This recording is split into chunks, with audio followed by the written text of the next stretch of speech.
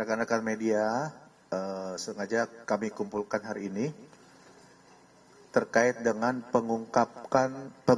pengungkapan kesekian kalinya dari Densus 88 anti teror Barreskrim Polri, ya, di mana kita ketahui bersama kemarin melaksanakan penangkapan kembali ada beberapa teroris yang nanti akan disampaikan oleh Kabakrenmin Kombes Pol Aswin Azhar Siregar, ya, Kabakrenmin dari Densus 88 anti teror. Artinya bahwa Polri ini bukti komitmennya, ya, untuk tetap menjaga stabilitas dan keamanan masyarakat, ya, agar masyarakat tetap menjalankan aktivitasnya dengan perasaan aman, nyaman, ya, tanpa adanya kecemasan dan ketakutan. Baik rekan-rekan, untuk mempersingkat waktu, mari kita sama-sama dengar penyampaian dari Kombes Pol Aswin terkait pengungkapan kemarin tanggal 6 Agustus 2024 beberapa pelaku, ya, yang ada di Jakarta ini. Kami persilakan. Terima kasih. Assalamualaikum warahmatullahi wabarakatuh. Rekan-rekan media yang saya hormati, kami akan menjelaskan tentang penangkapan dua tersangka pelaku tindak pidana terorisme yang dilakukan penegakan hukum oleh Densus 88 pada tanggal 6 Agustus 2024. Sebagaimana tadi disampaikan oleh Kabak Penum bahwa penegakan hukum terhadap para tersangka tersebut merupakan salah satu upaya pencegahan terjadinya, ya, tindak pidana terorisme, terutama dalam bentuk serangan atau teror. Adapun dua orang yang ditangkap tersebut berinisial RJ dan berinisial AM, ditangkap di wilayah Jakarta Barat, Jakarta. Yang bersangkutan atau kedua orang tersebut merupakan pendukung dari Daulah Islamiyah atau ISIS yang kita kenal, dengan cara mengunggah narasi-narasi dukungan dan propaganda terhadap ISIS di sosial media yang mereka ikuti atau mereka miliki. Kemudian diketahui pula yang bersangkutan mengibarkan bendera ISIS, ya, sembari memegang senjata disertai dengan statement atau ajakan untuk mendukung keberadaan Daulah Islamiyah atau ISIS, Islamic State. Kemudian dalam pendalaman berdasarkan penyidikan yang dilakukan, kita ketahui bahwa dua orang ini telah merakit pula bahan peledak, ya, yang sudah diamankan oleh penyidik Densus 88. Namun hal ini patut menjadi perhatian kita kembali bahwa kedua orang ini tidak dalam jaringan teror yang aktif. Jadi mereka terradikalisasi, terpapar, dan kemudian memiliki niat untuk melakukan serangan tersebut termotivasi dari kegiatan di sosial media. Barang bukti yang berhasil kita amankan dari yang bersangkutan, satu unit senjata airsoft gun, kemudian bendera ISIS, beberapa jaket atau pakaian-pakaian seragam ISIS, beberapa buah pisau lipat, kemudian ada bahan peledak, ya, ada bahan kimianya masih, ya, bahan kimianya, bahan peledak, kemudian satu unit gadget atau HP dan beberapa senjata tajam lainnya. Nah, di sini kami ingin menekankan dan ingin menyambung, ya, kemarin yang kasus penangkapan satu tersangka HOK di Batu, Malang, ya, yang sama terradikalisasi dari keikut sertaannya di sosial media atau di grup-grup sosial media, baik yang di dalam negeri, ya, ataupun kita ketahui grup itu dikelola dari luar negeri. Ya. Ini dua orang ini juga sama, ya. Jadi mungkin kita harus semakin waspada bahwa proses radikalisasi atau termotivasinya seseorang untuk melakukan tindakan teror di dalam negeri banyak sekarang dipengaruhi dari sosial media baik yang berupa yang grup, yang private maupun dari internet secara umum. Dan hal ini sekali lagi harus menjadi perhatian kita bersama. Kami menghimbau ya keluarga, orang tua, kawan, kerabat yang mengetahui orang-orang di sekitarnya ya, yang melakukan aktivitas ya, mengarah kepada tindak pidana terorisme seperti mengakses, mengunggah, kemudian menyebarkan bahan-bahan propaganda Daulah Islamiyah, Islamic States, ya, ataupun kelompok-kelompok teror jaringan lainnya, segera melapor kepada satuan polisi terdekat supaya kita bisa mencegah tindakan ini sedini mungkin. Ya. Dari tahap persiapan ini bisa kita cegah sehingga kita bisa menghindari jatuhnya korban akibat serangan terorisme. Saya kira itu saja dari kami. Mungkin ada pertanyaan nanti kami kembalikan kepada Pak Kabak Penum. Baik, terima kasih Pak Kombes Aswin. Mungkin rekan-rekan ada yang mau ditanyakan terkait masalah pengungkapan beberapa kali ini oleh Densus 88. Silakan. Izin bertanya, apakah penangkapan pelaku saat ini itu ada kaitannya dengan yang di Batu? Mereka secara komunikasi baik medsos atau kenal secara personal apa tidak antara yang di Jakarta dengan di Malang? Terima kasih. Langsung jawab ya, tidak ada. Jadi termasuk sosial media group dan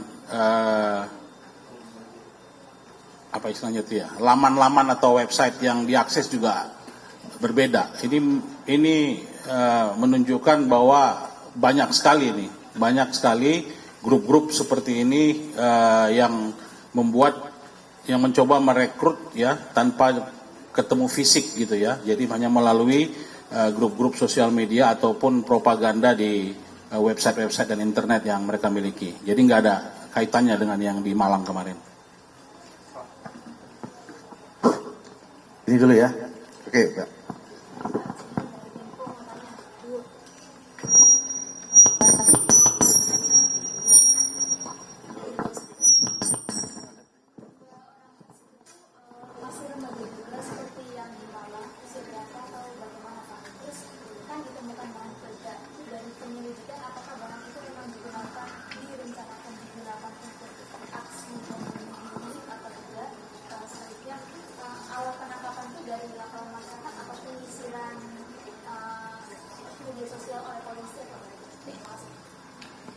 Dua orang ini sudah tidak tergolong remaja lagi ya.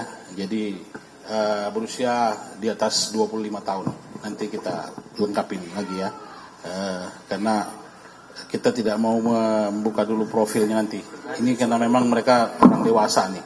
Dan berbedanya adalah kalau dua orang ini memang sengaja mengunggah dukungan. Jadi yang bersangkutan bukan hanya menjadi simpatisan tetapi juga melakukan aktif melakukan propaganda ya dukungan terhadap Islamic State atau Daulah Islamiyah tersebut. Dan yang ketiga adalah apa?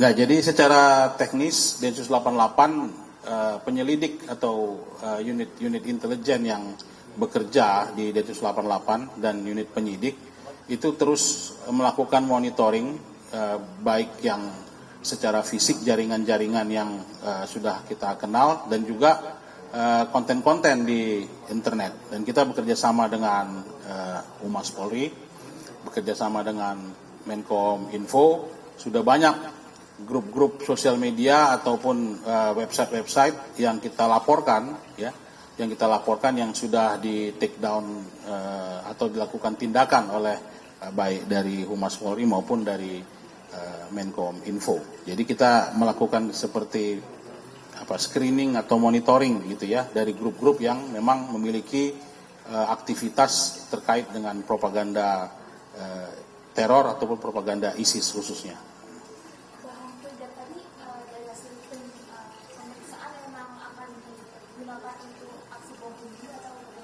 Betul, memang akan dirakit menjadi bahan peledak, tapi kita belum sampai kepada kesimpulan bahwa akan digunakan sendiri atau mencari pengantin orang lain. Baik, ada yang lain? Ya, silakan. Izin Pak, Abdi dari Tribun News, mau nanya, mau mempertegas aja sih yang terkait dengan rakitan itu tadi, itu jenisnya itu seperti yang di Malang, TATP atau tidak? Itu aja sih Pak. Beda kalau yang ini bahannya berbeda. Ya, kemungkinan besar tutorial ataupun sumber pembelajarannya berbeda. Ya,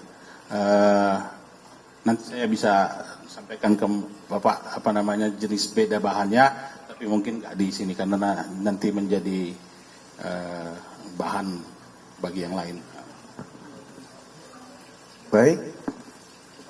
Ya. Ya, saya Taufik dari CNN.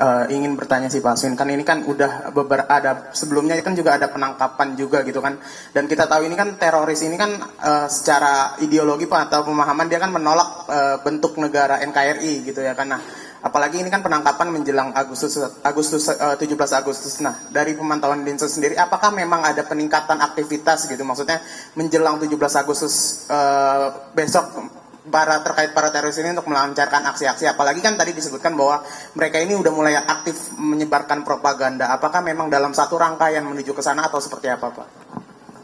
Saya kira itu jawabannya dari Humas atau mungkin dari Kesatuan Polri yang lain ya.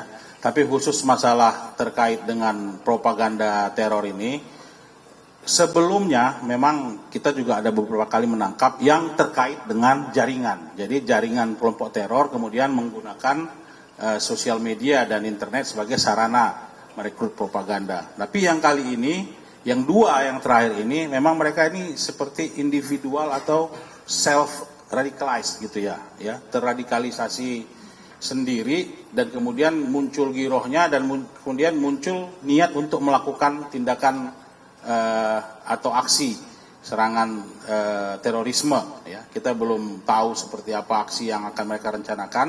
Kalau yang seperti di Batu Malang kemarin memang itu dari dia sendiri sudah membuat pernyataan bahwa dia ingin meledakkan diri sendiri. Kalau yang ini belum. Nah, jadi yang jelas sebenarnya tidak ada istilah menjelang 17 Agustus atau menjelang tahun baru nanti. Densus 88 itu 24/7 gitu ya. 24 jam sehari, 7 hari seminggu. Semua aktivitas yang berkaitan dengan aspek ancaman teror itu pasti kita akan lakukan tindakan gitu. Dan kita tidak memerlukan trigger seperti akan ada peringatan 17 Agustus bahwa kita kemudian lebih aktif, enggak. Densus 88 sehari-harinya memang demikian ya. Memang selalu melakukan aktivitas monitoring ini 24 jam sehari gitu. Berarti izin penegasan berarti memang tidak ada eskalasi peningkatan aktivitas menjelang. Sejauh ini tidak ada. Ya, sejauh ini tidak ada eskalasi peningkatan ancaman sampai dengan menjelang peringatan 17 Agustus. Dan 2 penangkapan ini tidak terkait dengan event-event atau peristiwa nasional yang terjadi. Murni karena mereka memang di titik di mana kita harus melakukan penangkapan, pencegahan sebelum serangan itu terjadi gitu. Baik, rekan-rekan, sudah jelas? Sudah ya? Tadi sama ya? Baik, rekan-rekan, kalau memang tidak ada lagi, terima kasih atas perhatiannya. Ya, kami Polri menghimbau, ya tetap menghimbau kepada masyarakat, terutama para orang tua, ya untuk bijak mengawasi anak-anaknya dalam bersosial media, karena sudah sekian kali Densus mengungkap pelaku-pelaku rencana kegiatan terorisme yang ternyata mereka dilatar belakangi dengan melihat sosial media. Oleh karena itu sekali lagi kami menghimbau terutama kepada para orang tua untuk bijak dalam mengawasi anak-anaknya dalam bersosial media. Terima kasih rekan-rekan atas perhatiannya. Saya akhiri. Billahi taufiq wal hidayah. Wassalamualaikum warahmatullahi wabarakatuh.